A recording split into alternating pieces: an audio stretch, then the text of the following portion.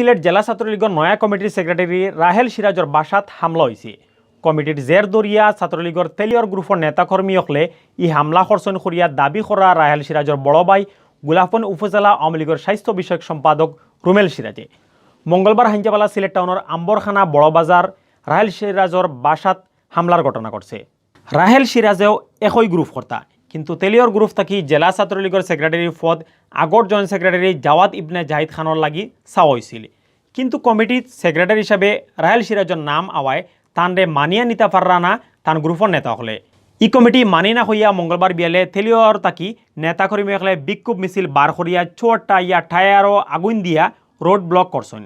Rahel সিরাজর by হইরা সিলেট জেলা ছাত্রলীগের আগর সভাপতি শাহরিয়ার আলম সামাদ, মহানগরের আগর সহসভাপতি সুজেল তালুকদার আর যুবলীগ নেতা দুলাল আহমদর নেতৃত্বে 10 থেকে 15টা মোটরসাইকেলে 30 থেকে 35 জন জোয়ান ফুয়াইন আইয়া তারার বাসাত হামলা করছে। এই সময় তানরে বারে ফাইয়া তান উপরেও হামলা করতে আসিল। তাই দৌড় মারিয়া গড় হামাইয়া জান বাঁচাইছন। এর বাদে ওতা ফুয়াইনতে বাসাত ইটাই উঠাইয়া গেছন। ইবাইদি খবর পাইয়া আম্বরখানা পুলিশ ফাঁড়ির ইনচার্জ দারোগা মফিজুর রহমানে এক দল পুলিশ লইয়া রাহেল সিরাজর বাসাত গেছন, গিয়া তাইন ঘটনা বালা করি বুঝার চেষ্টা করেন। ঘটনায় তাইন আসলা কিনা ওটা জানা লাগি সিলেট জেলা ছাত্রলীগের আগর সভাপতি শাহরিয়ার আলম সামাদরে ফোন দেওয়া হয়েছে, কিন্তু তার ফোন বন্ধ পাওয়ায় তার কাছ থেকে কোনটা জানা গেছে না।